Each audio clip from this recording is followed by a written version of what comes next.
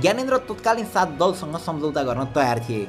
उनीहरूबीच चिठी आदान प्रदानको लामै श्रृङ्खला चलिरह्यो। यही आन्दोलनमा भइरहेको क्षतिले राजाको मन थामिएन र मैले यदि कुर्सी छाडिदिँदा यो रोकिन्छ भने जनताका लागि छाडिदिन तयार छु भन्ने आशयका साथ उनले जनताको नासो जनतामै बुझाइदिए भन्दै राजगद्दी त्यागिदिन्छन्। तर यसरी राजगद्दी छाड्ने क्रममा एउटा सम्झौता भएको भनेर उनी जिकिर गरिरहन्छन्। त्यति बेला तत्कालीन 7 दल र राजा बीच केही लिखित सम्झौताहरू भएका थिए। त्यो अनुरूप राजाले तत्कालका लागि शासन छाडिदिने र विघटन भएको प्रतिनिधि सभा पुनर्स्थापना गरिदिने, त्यो बदलामा चुनाव पछाडि बहुदलीय व्यवस्थामै संवैधानिक राजतन्त्र अटाउने सहमति भएको भन्ने उनको जिकिर छ।